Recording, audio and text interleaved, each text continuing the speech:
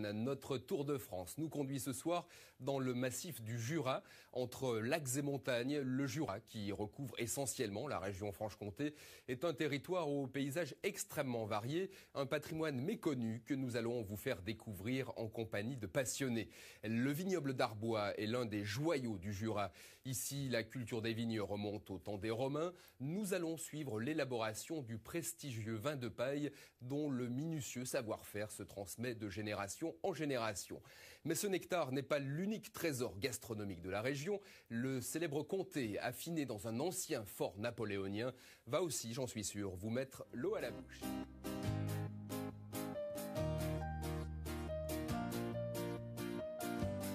Le long de la frontière suisse, entre le Rhône et le Rhin, le Jura déroule son arc montagneux sur 300 km en Franche-Comté.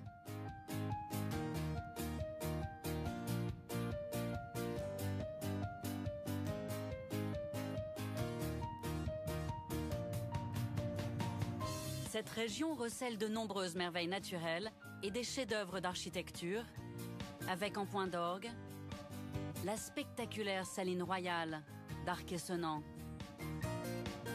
Édifiée au XVIIe siècle, sous Louis XV, elle est classée au patrimoine mondial de l'UNESCO.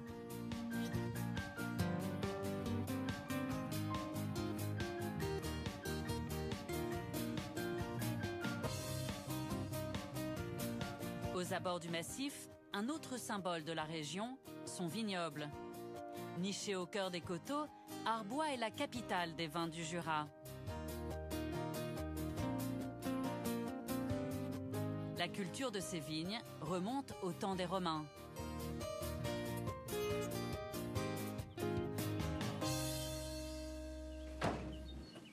Nous sommes à quelques jours du début des vendanges. Stéphane Tissot est vigneron. Avec son équipe, il va prendre soin des raisins une dernière fois avant la récolte.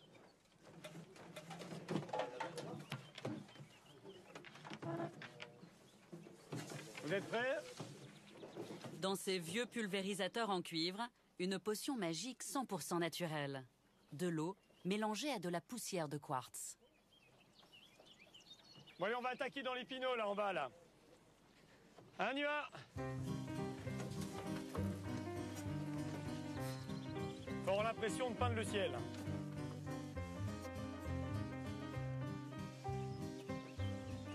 La poudre de quartz agit comme autant de microscopiques miroirs qui aident les raisins à se gorger de soleil.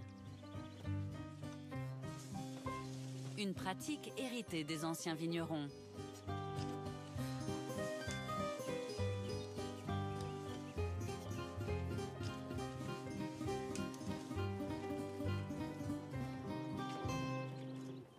Les anciens cultivaient la vigne avec pas grand-chose et ils y arrivaient. En espace de 2 générations, on a perdu tout cet empirisme. C'est-à-dire que moi, par exemple, je suis allé à l'Écolabo. Nous, on m'a plutôt appris toutes les matières actives des produits chimiques plutôt que d'étudier comment on faisait un compost et puis comment on faisait vivre un sol. C'est difficile d'avoir une expression de terroir si vous faites que de mettre du désherbant et des produits chimiques sur vos vignes et sur votre sol. Il y a quelque chose qui ne va pas par rapport à ça. Dans sa quête d'authenticité, Stéphane a abandonné toute mécanisation du travail des vignes. Un choix qui lui a permis d'exploiter des parcelles difficiles d'accès. Au cœur de l'une d'entre elles, la tour de Curon, l'emblème d'Arbois, qu'il fait découvrir à ses stagiaires. Donc ça c'est une tour, donc tu vois, qui a à peu près 200 ans, donc elle a été faite en 1820. C'est une tour à un moment qui servait pour 2 tours de guet tout au début. Après c'est une tour qui servait pour les garde-fruits. Au 19e siècle, il y a beaucoup de vols de raisins. Et donc les garde-fruits qui étaient les vignerons qui étaient désignés à tour de rôle pour vérifier qu'il n'y ait pas de vol de raisins. Et donc ils faisaient le guet depuis là au-dessus. On a racheté la tour en 2002. Et donc en tout, il y avait 3 propriétaires. Comme pour le travail de ses vignes, Stéphane a décidé de restaurer ce bâtiment dans le respect de la tradition. On a refait le toit, on a fait les menuiseries, on a commencé à refaire les plâtres à l'ancienne. C'est un copain qui nous fait ça, parce que tout doit être... c'est pas classé, mais on essaie de tout faire comme c'était à l'ancienne, quoi. Et puis là, on va attaquer à faire les peintures. Il y a une vue magnifique, ici on domine tout Arbois, c'est superbe, quoi. Et la petite cité d'Arbois s'apprête justement à vivre le temps fort de l'année. Le soleil a fait son œuvre. C'est aujourd'hui le premier jour des vendanges d'un vin typique du Jura. Les vendanges du vin de paille. Bon allez, on va attaquer donc à faire du vin de paille dans les chardonnays en bas là-bas. Donc pas dans cette première vigne, dans la deuxième. Donc allez, on descend en bas, puis on va aller prendre des cagettes, puis on va attaquer. Alors, on met un petit peu de paille au fond. Pour ces vendanges exceptionnelles, pas de seau, mais ces cagettes garnies de paille pour recevoir les plus beaux raisins de la récolte. Oh, ils sont beaux ces raisins.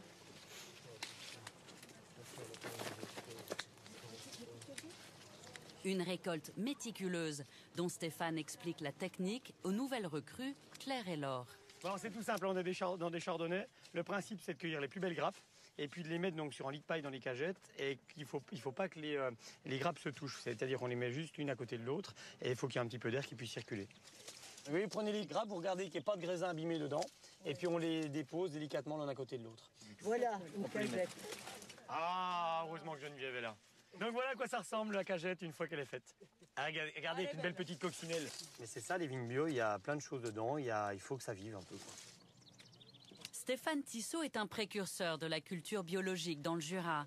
Et c'est l'un des rares à produire le vin de paille dans les règles de l'art.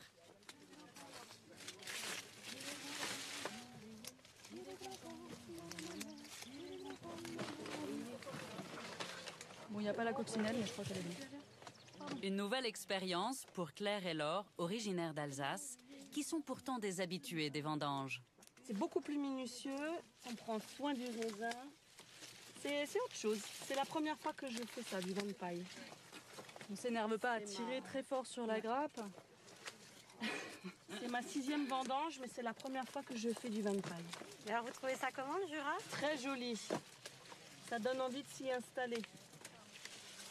Rien qu'en regardant déjà la vue là en bas. Ah oui, j'aime beaucoup le paysage. Ouais.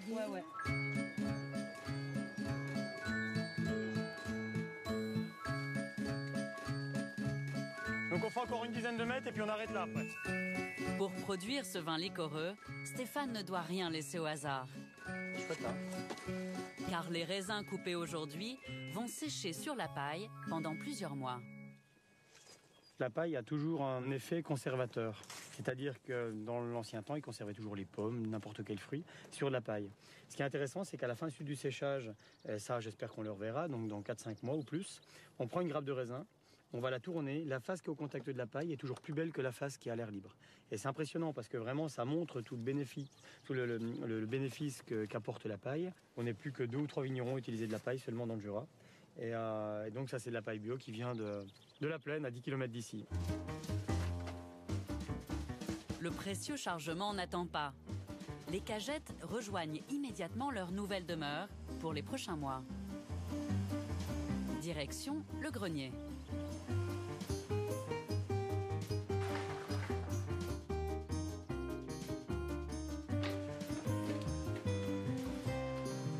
C'est là qu'on enfile beaucoup de travail. Ici, Stéphane conserve 5 tonnes de ses plus beaux raisins. Grâce au lit de paille, ces grappes vont naturellement sécher jusqu'à l'hiver prochain.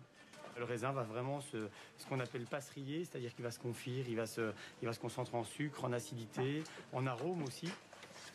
Quand on fait un vin normal, on compte 130 kg de raisin pour donner 100 litres de jus. Et avec le vin de paille, pour 100 kg de raisin au début, on obtient seulement 20 litres de jus. Des fois même moins, ça dépend si on va un peu plus loin dans le séchage. C'est à cette patience et à cette exigence que le vin de paille doit son moelleux si particulier. Bon bah maintenant, puis on va faire quelque chose qu'on aime bien, c'est la petite cerise sur le gâteau, comme on dit, c'est finir un petit peu de déco. C'est ce que les Jurassiens appellent accrocher les chèvres. Une technique que les anciens utilisaient quand ils n'avaient pas assez de paille.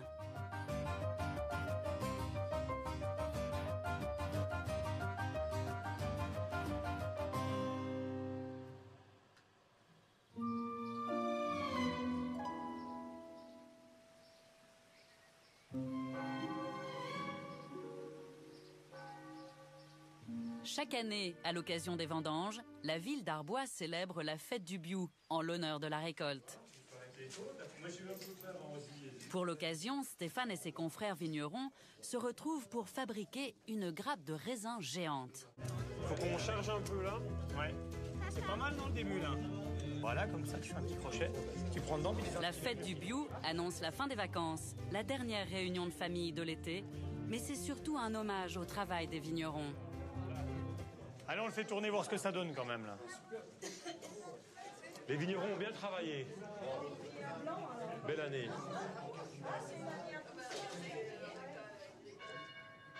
Le lendemain matin, nous retrouvons Stéphane avec 3 de ses amis. Ils s'apprêtent à porter l'offrande jusqu'à l'église. Pratiquants ou non, les Arboisiens se rendent en grand nombre à l'église pour fêter le Biou. Bien plus qu'une célébration des vendanges, cette fête est avant tout un hommage à leur terre et à leur région. Et renouvelle l'espoir d'un bon millésime. Le Biou restera accroché au-dessus de l'autel jusqu'à la fin des vendanges. Allez au Biou. Nous retrouverons Stéphane en hiver pour la fabrication de son vin de paille.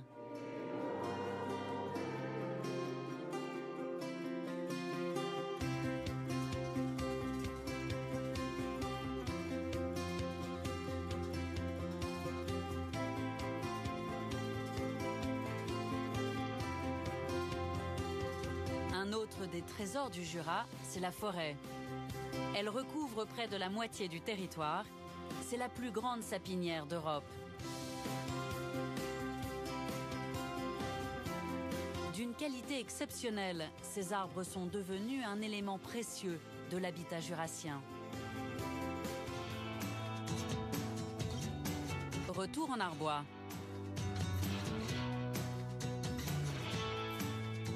La cité n'est pas seulement le haut lieu du vin, elle est aussi la patrie d'un des plus grands chocolatiers de France. Au cœur de la ville, Stéphane Tissot, notre vigneron, n'a que la place à traverser pour rendre visite à son ami Édouard Hirsinger. Hola Doudou. Ça va? Salut Steph. Hirsinger, un nom célèbre à Arbois depuis 4 générations. Des petites fleurs. Donc ça c'est l'absinthe. Alors c'est hyper odorant, hein. Et c'est avec ça que je fais une ganache, hein, pour faire un chocolat d'été. C'est un hommage à votre terroir? Peut-être aussi à mes racines, parce que ma maman est originaire d'un petit village à côté de Pontarlier.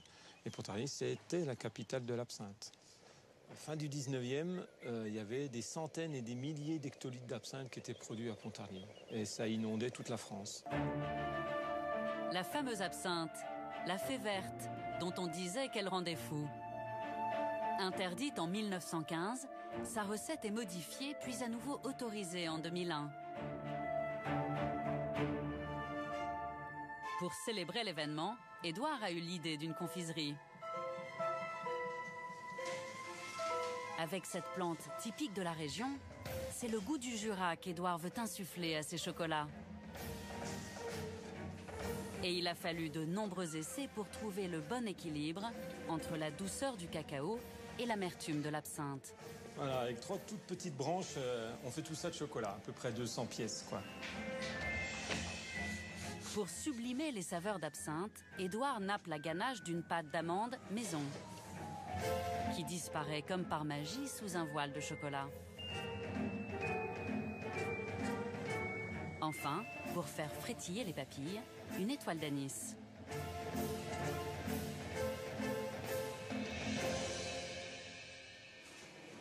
Naviguant entre tradition et innovation, Édouard revendique des chocolats en accord avec l'authenticité de son terroir. Il y a des plantes qu'on va cueillir dans la nature pour faire des chocolats selon la saison, selon la période. Alors en exemple, palais à la gentiane. Donc la gentiane, c'est une fleur qui pousse dans les montagnes jurassiennes. On parfume une pâte d'amande avec. On a aussi le noyer curry et on a fait donc ce chocolat pour le déguster avec le vin jaune.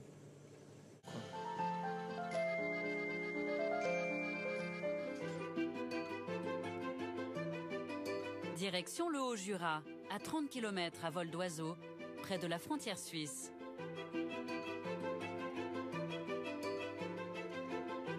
Nous arrivons à 1150 mètres d'altitude, au fort des Rousses, la 2e plus grande forteresse de France. Imaginée par Napoléon Bonaparte pour se protéger des attaques autrichiennes, Il a fallu 1500 ouvriers pendant 30 ans pour l'édifier. Aujourd'hui, ces 50 000 mètres carrés de salles voûtées abritent la plus incroyable des caves à fromage. Au Fort des Rousses, on ne fabrique pas les comtés, on leur offre du temps.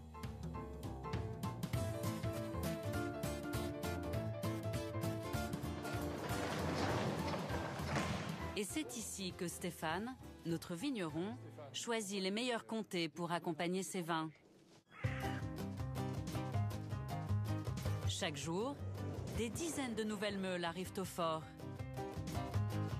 Identifiées, elles prennent place ensuite sur ces planches d'épicéa pour un séjour de 4 à 36 mois.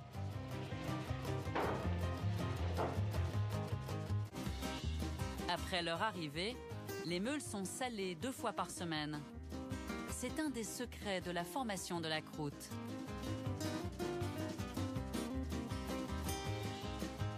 En quelques heures, les grains de sel fondent et c'est alors qu'entre en piste une machine étonnante. Un robot a retourné les fromages. Après un petit coup de brosse, il retourne le comté avant de le remettre exactement à la même place. Avec 44 kilos par meule, c'est beaucoup d'huile de coude et de mal de dos qui sont épargnés aux affineurs du fort. Dans le Jura, la patience et le temps sont la clé des saveurs. Pour les fromages, mais aussi pour les vins.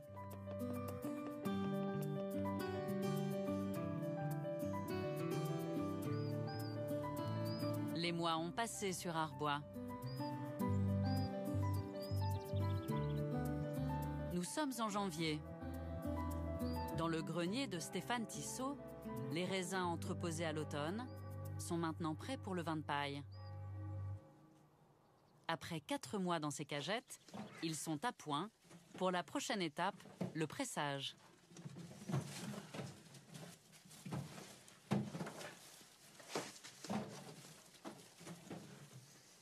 Ils sont chouettes, hein, vous avez vu un peu? Ça, c'était la face du raisin qui est en contact avec la paille. C'est toujours très bien conservé, c'est toujours vraiment exceptionnel. Et puis au-dessus, on a quelques petits raisins comme ça qui sont très confits, qui ressemblent donc à des raisins secs. Et ça, c'est intéressant d'en avoir 15-20%. Ça amène beaucoup d'onctuosité, beaucoup de gras au vin à la fin. Le raisin est sain. Aujourd'hui, le père de Stéphane profite de l'occasion pour jeter un coup d'œil au travail de son fils. La densité. André Tissot a démarré le domaine en 1962. Mais c'est Stéphane qui, 40 ans plus tard, a opté pour la culture biologique.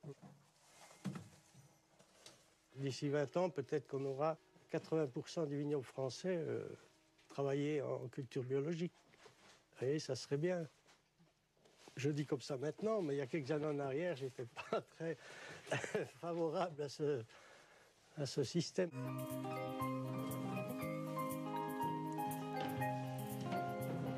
Un pressoir qui tourne en hiver, voilà une opération peu commune dans le quotidien d'un vigneron. Mais pour le vin de paille, tout est exceptionnel. C'est parti. Il faut 2 fois plus de temps pour presser les raisins du vin de paille. Des arômes, ça peut être un peu la fraise, ça peut être un peu des arômes un peu d'abricot. C'est vraiment, pour le moment, on est vraiment sur le fruit. C'est la pâte de fruit. C'est la pâte de fruit. Après 1 an de fermentation et 2 ans en fût, voilà à quoi ressemblera le vin de paille. Regardez voir cette belle couleur là.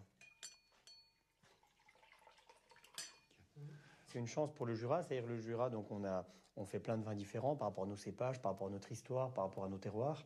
Et dans cette grande gamme de vins, avec le vin jaune et le vin de paille, là on a deux très grands vins qu'on classe dans les meilleurs vins de France. C'est la chance d'avoir ces 2 vins-là dans la même région.